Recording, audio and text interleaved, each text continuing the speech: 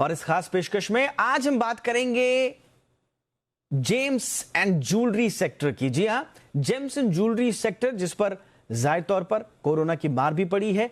Corona काल से पहले अपनी चमक बिखेरने वाला जेम्स एंड ज्वेलरी सेक्टर काफी प्रभावित हुआ है। महामारी के चलते इस सेक्टर में डिमांड काफी गिरी है और अब जबकि अनलॉक 4 शुरू हो गया है, चल रहा है, तो इस सेक्टर को भी रिकवरी की उम्मीदें हैं। रिकवरी के इस फेज में जेम्स एंड ज्वेलरी सेक्टर को क्या क्या दिक्कतों का सामना करना पड़ रहा है, सेक्टर के सामने कोरोना ने किस तरह की चुनौतियां पेश की हैं और कोरोना की चुनौतियों से रिकवर होने के लिए सेक्टर की तरफ से क्या क्या प्रयास किए जा रहे हैं, इनकी डिमांड क्या क्या है, इस पर बातचीत करने के लिए हमारे साथ इंडियन बुलियन ज्वेलर्स एसोसिएशन के सेक्रेटरी सुरेंद्र मेहता हमारे साथ जुड़ रहे हैं। सुरेंद्र जी, बहुत बहुत स्वागत है आपका। और सबसे पहली बात कि लॉकडाउन के इस दौर में सुरेंद्र जी डिमांड कैसी रही? देखिए, हिंदुस्तान का जो गोल्ड का मार्केट है वो सालाना लगभग 700 से 800 टन का मार्केट है, जिसका लगभग 75% हिस्सा ज्वेलरी का मार्केट गिना जाता है। इसका मतलब है कि ज्वेलरी का मार्केट लगभग 550 से 600 टन का ज्वेलरी का मार्केट है। फिलहाल स्थिति कोई ज़्यादा अच्छी नहीं है। अप्रैल 2020 से जून 2020 के जो आंकड़े हैं वो ये बताते हैं कि पिछले साल के मुकाबले इस साल लगभग 74% ज्वेलरी की मांग में कमी हुई है। इसके मुख्य कारण है कि गोल्ड का प्राइस बढ़ गया है और फिलहाल लोग ज्वेलरी परचेस करने में पेंडेमिक की वजह से अपना इंटरेस्ट नहीं दिखा रहे हैं। तो फिलहाल जो बिक रहा है वो है सोवरिन गोल्ड बॉन्ड बिक रहा है, डिजिटल गोल्ड बिक रहा है, बुलियन बिक रहा है, लोग ETF खरीद रहे हैं, लेकिन ज्वेलरी की मांग में कोई ज़्यादा बढ़ोतरी नहीं हुई है।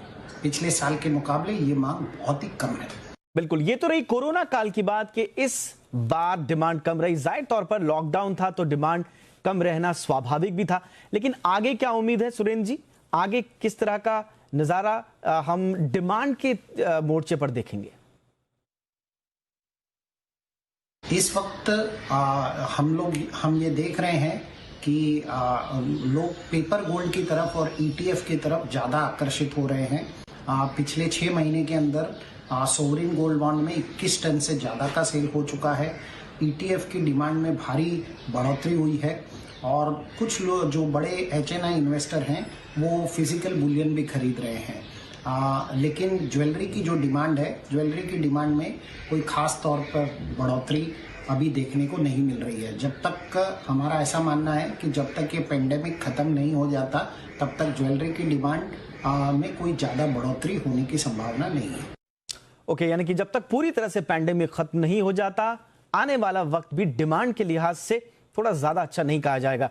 लेकिन आप लोगों की तरफ से क्या कोशिशें हो रही हैं? बहुत सारे सेक्टर जहां जहां लॉकडाउन खुला है, अनलॉक हो गया है, वहां बहुत सारी स्कीम्स लेकर आई जा रही हैं ताकि उनकी डिमांड बढ़े। क्या आप लोग भी किसी स्कीम्स के जरिए, कोई नई योजनाओं के जरिए डिमांड बढ़ाने पर विचार कर रहे हैं?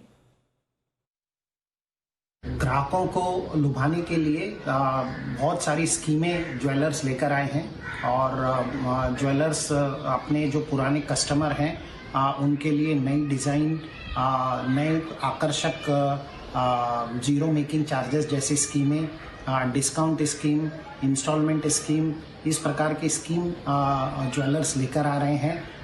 कई जगह पर ज्वेलर्स सोने के इक्विवेलेंट, चांदी के चीज़ों को फ्री में दे रहे हैं। तो इस प्रकार की स्कीमें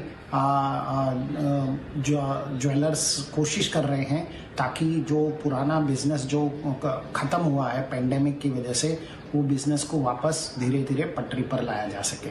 सरकार से हम लोगों की बहुत उम्मीदें हैं, इसमें कोई डाउट नहीं है, लेकिन ये सेक्टर इतना बड़ा है कि जितना भी किया जाए वो कम ही है। सरकार डेफिनेटली जो MSME सेक्टर्स हैं ज्वेलरी इंडस्ट्री में, उनको ज़रूर हेल्प कर रही है। हमने सरकार से गोल्ड मेटल लोन वगैरह को भी एक्सटेंड करने के लिए आवेदन किया है, लेकिन वो अभी बात चल रही है, अभी तक उसके ऊपर कोई पुख्ता निर्णय निकला नहीं है। लेकिन ओवरऑल हमारा मानना है कि मार्केट 1 अक्टूबर से धीरे धीरे रिवाइव हो जाए। चलिए, 1 अक्टूबर से धीरे धीरे मार्केट रिवाइव होगा और सुरेंद्र जी ने यह भी बता दिया कि सरकार से वो क्या चाहते हैं और सरकार क्या कुछ कर सकती है। बहुत बहुत शुक्रिया सुरेंद्र जी इस तमाम जानकारी के लिए।